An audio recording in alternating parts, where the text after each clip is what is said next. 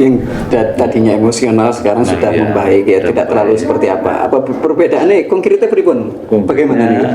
Nek berarti gini mas, buat saya dulu dia emosional, sekarang dia sudah mengatakan saya emosional. Sudah berani mengakui dirinya, maksudnya tidak memungkiri apa yang terjadi dengan diri kita. Makanya muncullah sebuah tekad. Nah itu loh, jadi kadang kan kita nggak terlalu ngeh dengan sifat kita, yus ini kita ya.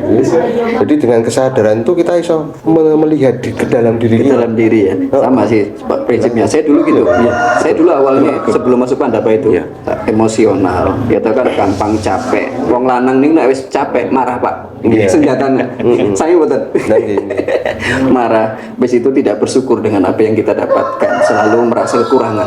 Tapi setelah masuk di Pandapa, mendapatkan banyak wejangan dari Mas Ari, dari Bu Kembar, dari para sesepuh, bahkan dari teman-teman member yang lain, ya toh. Habis itu saya resapi, saya praktekkan apa yang disampaikan. Yang kedua kita mendapatkan teknik meditasi kesejahteraan diri, dan itu rutin saya lakukan. Alhamdulillah, puji syukur. Yang tadinya pemarah sekarang itu tadi hampir mirip sama Pak Osman.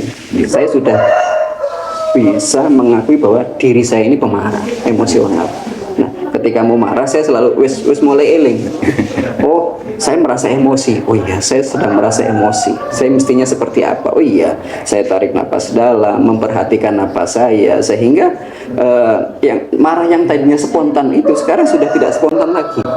Sudah pelan-pelan, oh iya saya mau marah, saya sedang marah nih, saya harus memposisikan diri saya seperti apa. Yang kedua, dari segi ibaratnya kurang bersyukur, alhamdulillah sekarang sudah tidak lagi merasa khawatir tentang rezeki. Kabeh niku semua itu, kalau kata Mas Ari, kata Bu Kembar, kata para sesepuh yang lain, sudah ada jatah. Rizki tidak akan ketukar dan pasti sampai. Pasti semuanya akan sampai pada waktunya, akan indah pada waktunya. Yang ketiga, manfaat lain daripada meditasi kesejahteraan diri dan ujangan-ujangan yang disampaikan oleh para pembina dan sesepuh, saya lebih merasa sehat secara fisik. Yang tadinya gampang sakit, yang tadinya gampang pegel-pegel, yang tadinya ibaratnya kena hujan dikit flu dan sebagainya, sekarang lebih sehat. Yang saya rasakan badan lebih enteng. Karena apa? Saya dulu itu mengalami susah tidur, Pak. Kalau orang bilang insomnia, apalah itu bahasanya. Yang jelas saya sulit tidur. Saya tidurnya terbalik. Saya tidurnya pagi sampai siang dan butuh waktu yang lama ketika tidur. Tapi setelah rajin meditasi, tidur paling 1-2 jam sudah merasa puas. Tidak seperti sebelumnya harus 4 jam, 6 jam, bahkan 8 jam tidur, itu pun masih terasa ngantuk. Sekarang sudah tidak. Badan sekarang sudah mulai terasa ringan. Bugar gitu.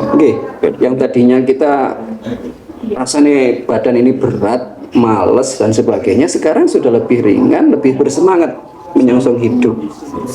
Yang ketiga, yang lebih lagi adalah pikiran ini loh, ayem, buatan kemurungsung, gitu. Kalau dulu biasanya, wah ini sudah waktunya bayar anak sekolah, sudah waktu ibaratnya kebutuhan sudah mulai menipis, terus penghasilan belum dapat, sudah kemurungsung. Sekarang sudah tidak seperti itu, ngalir, sudah mengalir saja, pasti ada, dan secara otomatis tanpa kita ngoyo, segala sesuatunya sudah ada pada waktunya. Itu yang saya rasakan. Kalau Pak Gum, ribun Pak Gum. Jadi kan kita kan setiap meditasi emang harus testimoni, dan dimana kita melaporkan perkembangan tubuh kita. Sebenarnya ada fisik gimana, pikiran kita gimana, rasa kita. Jadi di Pandapoka Sepuan ini terpantau terus, Pak. Jadi setiap meditasi yang dilakukan secara mandiri dari member-member itu selalu dipantau oleh pembina. Dengan apa? Ya melihat pelaporan pencatatannya. Makanya nggak sia-sia juga dalam satu tempo kita bisa memperbaiki tubuh fisik kita, pikiran kita, dan rasa kita. Itu luar biasa. Karena ini elemen 3 ini yang sering kita sebenarnya kita pakai dalam kehidupan kita. Tentu saja nah, ini sudah antara fisik, rasa, pikiran sudah selaras.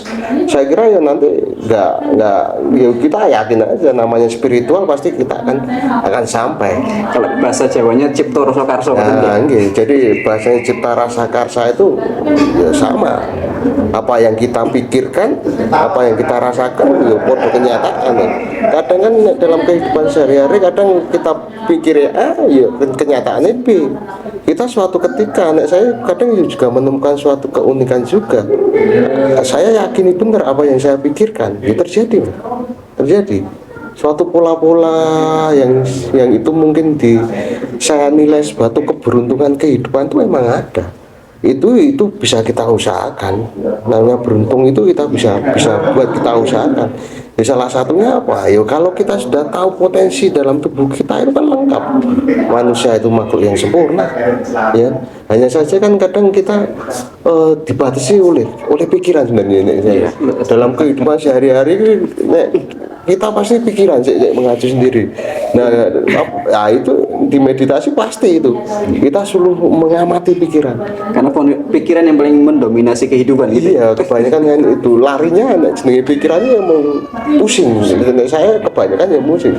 Kita disuruh bisa mengamati pikiran. Mengamati kan berarti kita bisa mengendalikan daya yang lain, rasa itu akan nampak.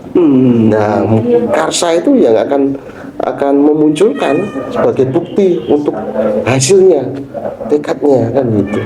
Lurus. Tapi untuk sehari-hari Pak Mas Agung, perbedaan dari sebelum masuk Pandapas dan setelah masuk Pandapa yang paling dominan atau yang paling sampai jenengan rasakan itu nopo Mas Agung?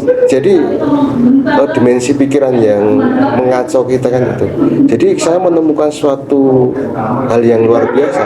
Ternyata pikiran itu nggak hanya berseliweran di otak kita itu, kita diam untuk seliweran, enggak. Ternyata olah pikir itu, olah akal itu ternyata ada namanya vision, ada namanya intuisi. Itu saya benar-benar bisa ketemu itu. Jadi saat kita hening, misalnya kita ada suatu permasalahan kita hening, intuisi itu muncul, itu loh. Jadi antara pikiran dan rasa yang menyatu itu muncul suatu kesimpulan yang pas untuk menyelesaikan masalah-masalah kita. Kita kadang bisa mengendalikan, kita nggak dalam sehari-hari mungkin kita nggak mendahulukan ego kita gitu loh, kita bisa dimenepkirin gitu. Jadi dapat seperti intuisi ketika kita punya masalah atau seperti kita punya ganjilan dalam hidup, terus kita melakukan hening, di situ kita dapat solusi, asal intuisi untuk solusi tersebut gitu kan. Jadi kan kadang kan saat meditasi kan mesti kacau kan, kacau. Ternyata kalau kita bisa mengendalikan itu nanti potensial muncul. Jadi kadang orang mengatakan, wah, ini pikiran ini mesti ini. Ternyata dengan kita mengikuti program-program itu kita bisa menempatkan pikiran itu tempatnya di mana, rasa itu tempatnya di mana, karsa itu tempatnya di mana, pada tempat yang pas dan waktu yang pas.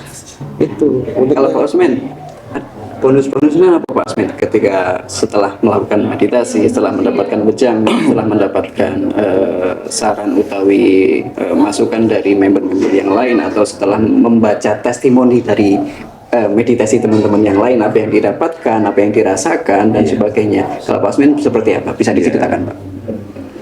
Kalau saya, ya itu tadi seperti kurang lebih ya sama yang disampaikan sama Pak Agung. Itu poin yang saya dapat itu